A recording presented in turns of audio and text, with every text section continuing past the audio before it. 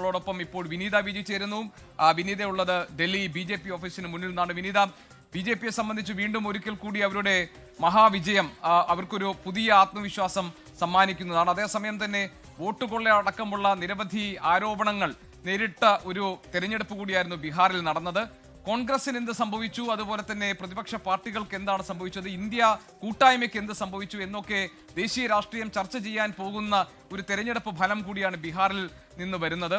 എങ്ങനെയാണ് BJPയുടെ കേന്ദ്ര നേതൃത്വം ഈ തെരഞ്ഞെടുപ്പ് ഫലത്തെ കാണുന്നത്? പ്രത്യേകിച്ച് വോട്ടുകൊള്ള പോലെയുള്ള ഗുരുതരമായ ആരോപണങ്ങൾ നേരിട്ട ഒരു തെരഞ്ഞെടുപ്പ്, രാഹുൽ ഗാന്ധി ഗ്രൗണ്ടിലിറങ്ങി അവിടെ പ്രചാരണ പരിപാടികൾക്ക് നേതൃത്വം കൊടുത്ത ഒരു തെരഞ്ഞെടുപ്പ്, JDUവിന്റെ ശക്തമായ ഒരു തിരിച്ചുവരവ്, ഇതിനെയൊക്കെ BJPയുടെ കേന്ദ്ര നേതൃത്വം എങ്ങനെയാണ് വിലയിരുത്തുന്നത്? ബീഹാറിന്റെ ആഘോഷത്തിന്റെ പകിട്ട് അത് ഡൽഹിയിലും പ്രകടമായി തുടങ്ങിയോ? തീർച്ചയായും ജി കെ, ഞാനിപ്പോൾ നിൽക്കുന്നത് BJP ആസ്ഥാനത്താണ്. നമുക്ക് ദൃശ്യങ്ങളിൽ കാണാൻ കഴിയുന്നപ്പോൾ തന്നെ വലിയ ആഘോഷ പരിപാടികൾ തന്നെയാണുള്ളത്. ബാൻഡുണ്ട്, മറുവശത്ത് നമുക്ക് പ്രധാനമന്ത്രിയുടെ കട്ടൗട്ടുകളും ഒക്കെയായി പ്രവർത്തകർ ഇവിടേക്ക് എത്തിയിരിക്കുകയാണ്. ലഡു വിതരണമുണ്ട്. 11 കിലോ ഉള്ള ലഡു ഒക്കെ ആയിട്ടാണ് പ്രവർത്തകർ എത്തിയിരിക്കുന്നത്. അത് ഞങ്ങൾ പ്രധാനമന്ത്രിക്ക് ഡെഡിക്കേറ്റ് ചെയ്യുന്നു എന്നൊക്കെ അവർ നമ്മളോട് അല്പസമയം മുൻപ് പ്രതികരിച്ചിട്ടുണ്ടായിരുന്നു. ഇങ്ങനെ വിപുലമായിട്ടുള്ള ആഘോഷ പരിപാടികൾ തന്നെയാണ് നമുക്ക് BJP ആസ്ഥാനത്തിലേക്ക് അടക്കം കാണാൻ കഴിയുന്നത്. ദൃശ്യങ്ങളിൽ കാണാൻ കഴിയുന്നപ്പോൾ തന്നെ 11 കിലോ ലഡു ഒക്കെ ആയാണ് അദ്ദേഹം ഇവിടെ എത്തിയിരിക്കുന്നത്. हाँ बिल्कुल मेजोरिटी के जीते. एग्जिट पोल भी फेल हो गए. हमारी ये प्रचंड जीत और भी अभी शाम तक आप रुकिए, देखिए इसका क्या होता है. ये कितना किलो है? ये 11 किलो का लड्डू देसी घी का है. मोदी जी का डेडिकेटेड? हाँ जी बिल्कुल, मोदी जी के हर एक बंदे को डेडिकेटेड है. 11 കിലോയുടെ ലഡുവുമായിട്ടാണ് എത്തിയിരിക്കുന്നത്. പ്രധാനമന്ത്രിക്ക് ഡെഡിക്കേറ്റ് ചെയ്യുന്നുവെന്ന് അദ്ദേഹം പറയുന്നുണ്ട്.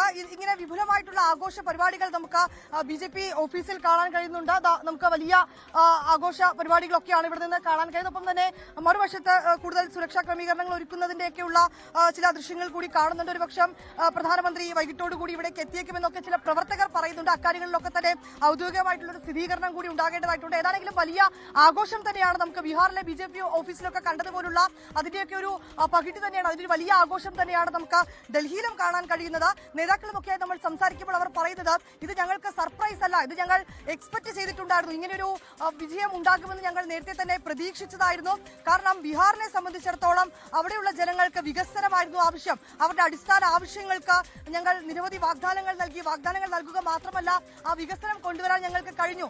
ഇരട്ട എഞ്ചിൻ സർക്കാരിനെ ബീഹാറിലെ ജനങ്ങൾ വിശ്വസിക്കുന്നു എന്ന തരത്തിലുള്ള പ്രതികരണങ്ങളൊക്കെയാണ് നേതാക്കൾ നടത്തിയിട്ടുണ്ടായിരുന്നത്. പക്ഷേ അതേസമയം അവർ ഉന്നയിക്കുന്ന മറ്റൊരു ആരോപണം, ഇതിനോടകം തന്നെ പ്രതിപക്ഷം കോൺഗ്രസ് ഉൾപ്പെടെ വോട്ടുകൾ ഉൾപ്പെടെയുള്ള നിരവധി ആരോപണങ്ങളൊക്കെ ഉന്നയിച്ചിട്ടുണ്ടായിരുന്നു. അതൊക്കെ ബീഹാറിലെ ജനങ്ങൾ തിരസ്കരിച്ചിരിക്കുന്നു എന്നാണ് അനിൽ ആന്റണി അല്പസമയം മുൻപ് നമ്മളോട്. ശരി, വിനീത വിജിയാണ് വിവരങ്ങൾ നൽകിയത്. BJPയുടെ സംസ്ഥാന ഓഫീസിൽ നിന്നാണ്, പാർട്ടി ഓഫീസിന് മുന്നിൽ നിന്നാണ് വിനീത ഡൽഹിയിൽ നിന്ന് വിശദാംശങ്ങൾ പങ്കുവച്ചത്. ലോകത്തെവിടെയായാലും ഏത് സമയത്തും 24 വാർത്തകളും ഓഗ്മെന്റഡ് റിയാലിറ്റി പാക്കേജുകളും എക്സ്പ്ലെയിനറുകളും വിശദമായി കാണാൻ ഞങ്ങളുടെ YouTube ചാനൽ നിങ്ങൾക്ക് സബ്സ്ക്രൈബ് ചെയ്യാം.